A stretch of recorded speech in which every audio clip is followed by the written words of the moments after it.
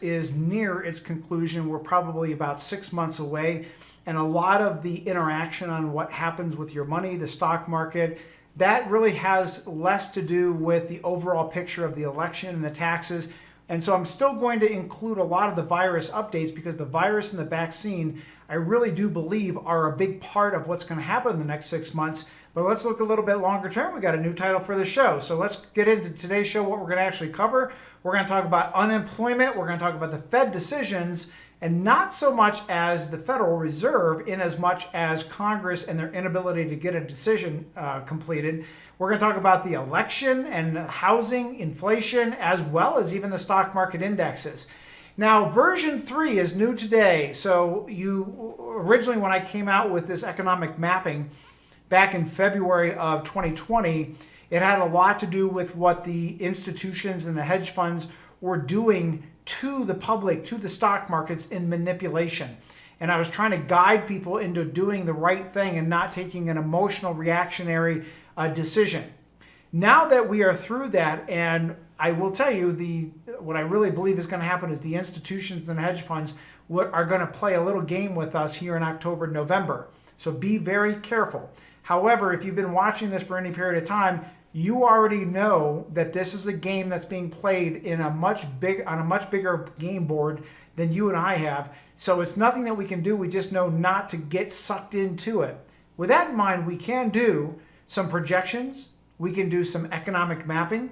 And I've gone to version 3. Now, version 2 is where we had some delays in the reopenings, and I adjusted some of those numbers. And now in version 3, I've got adjustments that account for the delay or inability for Congress to come to a conclusion on their stimulus package called number 4, as well as in version 2, I did not have all the released details on what the Biden campaign is going to do if he gets elected president to the taxes. So now we have version 3 so we can remap things. So let's talk about that for just a second as we map things out. We're going to start from today going forward. So essentially we've gotten through phase 1 and now we're into phase 2, 3, and 4 of that economic mapping. And let's talk about the legend really is, employment, as you'll see in yellow. We see real estate in red. We also see 2 different alternatives under the taxes, under who gets elected, as well as 2 different potential or probabilities of the stock market based upon who actually gets elected. And let's start with real estate first, as we saw this jump in real estate. And a lot of that was back in version 1 and version 2. I predicted this spending spree. RVs, boats, clothing, as much as people can buy that doesn't require social distancing, like buying shoes. Footwear was off the map with sales.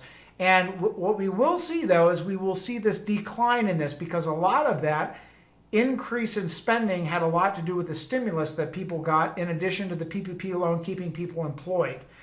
We are going to see some downsides. We already see that in a release of Walmart statement that I'm going to show you in just a minute. Now let's take a look at unemployment. Well, unemployment took a nasty, nasty drop, and then it started coming back, but then the PPP ran out for most companies. And if you remember, 40% of our workforce is employed by small businesses. So when you get rid of that PPP program, businesses can't operate. You get additional shutdowns like in California and New Jersey, who have been quite frankly draconian about their shutdowns compared to some other states. You're going to get some bad unemployment numbers coming back. Again, that's not in all states, but in a lot of states. And then what we have is the stock market. Well, we saw the stock market go to all-time highs. Now, the Dow's not back to where it was originally, but the NASDAQ and the S&P 500 have broken some records now. And we're going to see a drop in that because all of those records were based upon that stimulus package funneling money into the economy. We are going to see a period of time. It's obviously going to be at least a month, if not 2 months, by the time stimulus package number 4 gets sent out. And look, people have been writing into me asking me, well, do you agree with the Democrats or the Republicans? I don't, either one. Democrats are asking for too much. They're asking to bail out states that are bankrupt. I don't think that's right for the states that people live in that have acted with fiscal responsibility to bail out those states that have not. On the flip side, the Republicans are not following the 1929 playbook. They're looking at this short-term recovery which is exactly what the Roosevelt administration did in 1932 and 1933. And then what they did was they stopped the stimulus, they pulled money back, they made money tight, and what that did is that generated another recession in 1935 called the Roosevelt recession. So I don't agree with them being so tight on the money. There's got to be a happy medium. The executive action that Trump came out with, I think it made a little bit of a boost, but as far as being able to actually put it into action, I don't think it's going to happen. A lot of the states have bucked back. He moved it from a $400 a week unemployment back to a $300 a week. A few states have jumped onto that, but it's just because it's an executive action doesn't mean it's going to get implemented before Congress actually agrees on something. However, if Trump is elected, my models are showing that the stock market will go to all new-time highs. My models are also showing that if Biden gets elected, we're going to see some downsides on the stock market. It will eventually come back, but not nearly in the same altitude as what the Trump administration would provide. And one of the reasons is simply because of taxes. If we look at the proposals that are there with Biden, with a federal instituted property tax, elimination of capital gains tax, increase in corporate tax, the profits just can't be there any longer. They have to go back to government. That's where the money would go. Now, in some sense, you can't really argue with it because you got $7 trillion that the government just sent. So this is what we're calling the triangle, the Bermuda Triangle right here is where our money may fly in. We just don't know if it's going to fly out or not, right? This is the dangerous period of time, and that's why we're here to navigate through. Now, everybody's saying, well, categorically, what should I be doing? We are doing different things for every single client. It's based upon your cash flow, your tax bracket, how much income you have, how much you have in retirement plans versus how much you have in non-retirement plans. So there's no sweeping answer. I wish there was. It'd make my life a lot easier. Then we get into real estate. Well, real estate values are always going to be controlled by supply and demand, employment, interest rates, and finally taxes, right? So when you see all of these different dynamics happening, you can't sit there and like what most real estate people would like us to believe is that real estate will always go up. It doesn't. We're going to see some major crashes in some of the metropolitan areas. Las Vegas is probably going to be one of the hardest hit. We're going to see Miami, New York, Los Angeles, Chicago. These places that are either single type of economies like Las Vegas, or you have travel destinations that will get hit, or you have clusters like Los Angeles, Chicago, Miami, and New York City. These places are going to get walloped because people are leaving those places. So again, we also have what I call the circle of death on real estate, which is going to happen sometime, in my estimation, sometime next year into April, May. Originally, my calculations were March, April, but now they're April, May. So let's talk about what I'm going to call the tax bombings that I see coming up. California has already instituted. Look what they put into play. They're going to put into play the highest tax bracket of any state. They're going to increase it up to over 16%.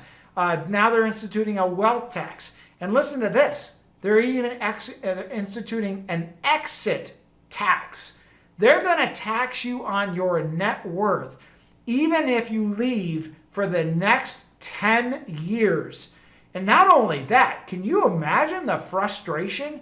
Every single year, they're going to expect you to have a certified copy of your net worth, not a tax return. It's going to be an entirely new tax return for California citizens of where you have to report net worth, jewelry, furniture, automobiles, boats, houses, investment accounts, intellectual property. Now, on one side, the amount of work that we're going to have to do for clients in our tax department is probably going to be off the wall. But honestly, I'd rather not do the work. I'd rather not states do this to people. I think it's quite frankly disgusting. Just because they didn't get their house in order, this is what they're doing. Not my cup of tea. Now we got Biden's tax plan.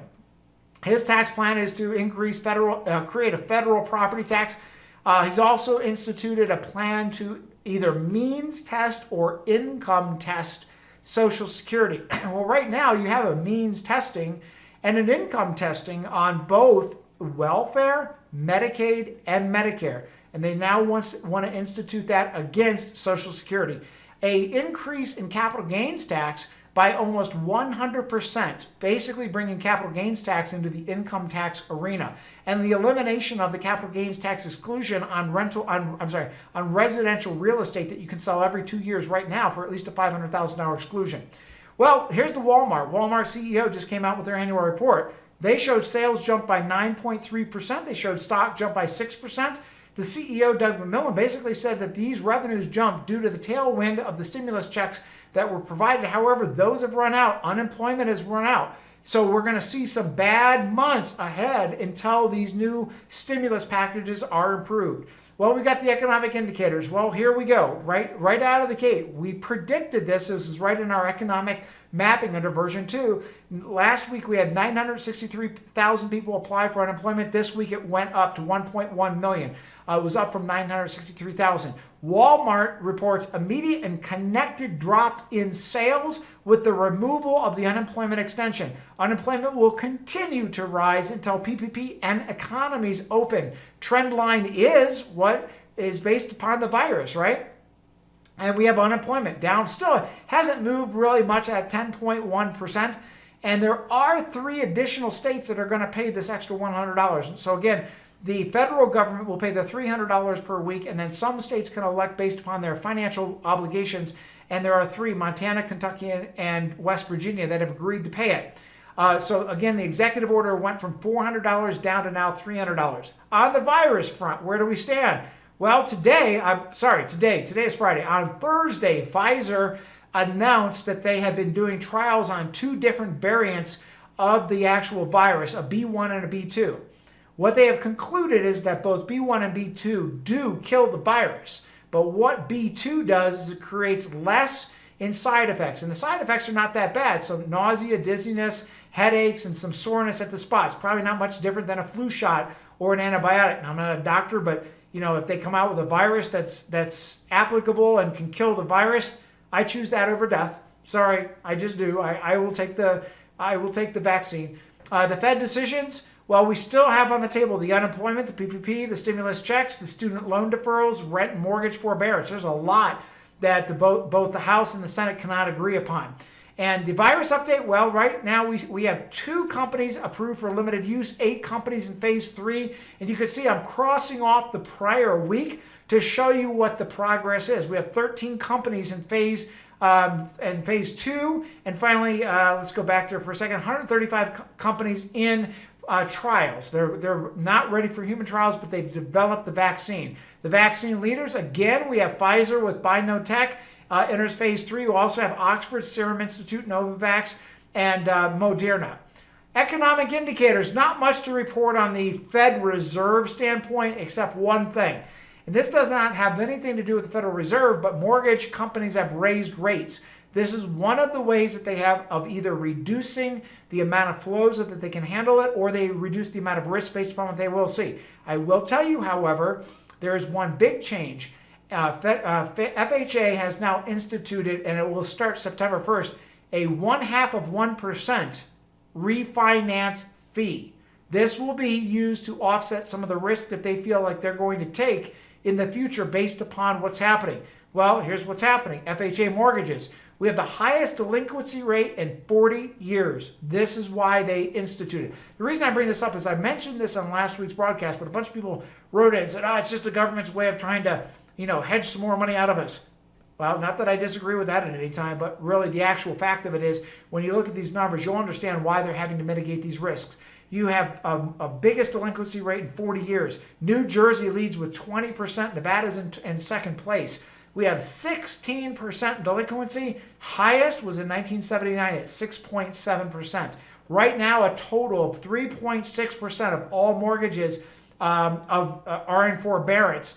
That equates to 3.6% of all mortgages are in forbearance. So the problem that we have right now is topping over 9 million mortgages are either delinquent or are in forbearance. And we still have this massive hyperinflation problem coming. And you can see right now, just in the last 3 months since the stimulus checks hit, we have inflationary just juggernauted out of the atmosphere on housing, food, clothing, footwear, and restaurants. Well, life has changed. I've been talking about this since the paradigm shift happened, the virus hit. I talked about when I went through the crash of 1987, 1999, the tech crash. I went through the terrorist act of 2001 and then 2007, 8 again. And every time we have this major just earthquake in our economy. It shifts the way that people live, the way they do business, where they live, where they spend money. Unless you are ahead of the game and you are understanding, and this is what drives me absolutely nuts. During these times, right now, is when the charlatans show their face. Right now is when the financial advisors that are selling annuities, they're selling mutual funds.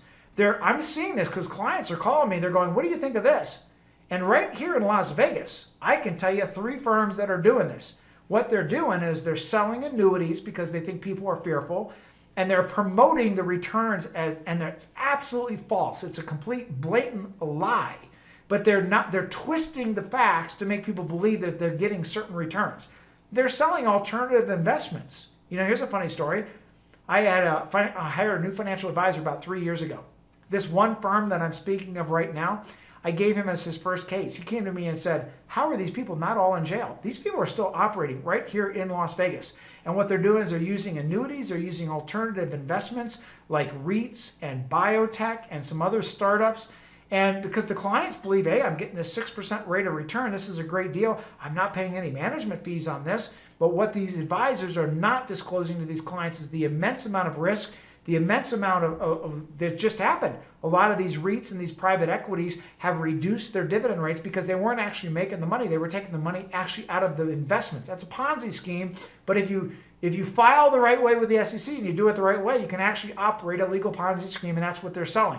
And then people can't get out of them. So there were people that were coming to me in 2009, 2010, and Las Vegas especially, and they'd lost everything that they had because there was warehouses REITs, there was these grocery store REITs, there was all these things that people were investing in. They couldn't get out of them, and then they collapsed.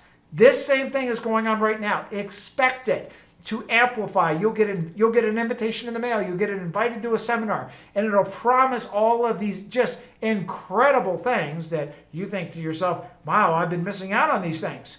It's a lie.